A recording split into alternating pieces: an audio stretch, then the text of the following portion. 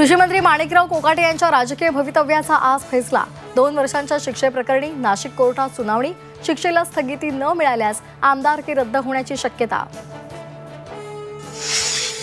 शिवसेना उद्धव बाळासाहेब ठाकरे पक्षाच्या खासदारांची मुंबईमध्ये बैठक। मातोश्रीवर दुपारी 12 वाजता बैठकीचं आयोजन। आमदारांनंतर आज खासदारांची शाळा।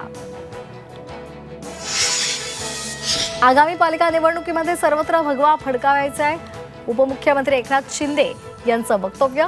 प्रत्येकाला पक्ष वाढवण्याचा अधिकार। अजित पवारांची प्रतिक्रिया। संतोष देशमुख हत्येचा खटला केस न्यायालयामध्ये चालणार। सीआयडी कडून हत्या, खंडणी आणि अॅट्रॉसिटीचं आरोपपत्र दाखल। मुकोका न्यायालयाकडून प्रकरण केस न्यायालयात वर्ग। तुळजापूर ड्रग्ज प्रकरणी आणखी एकाला मुंबईमध्ये अटक। आरोपीची संख्या 5 वर। एक आरोपी अद्याप फरार।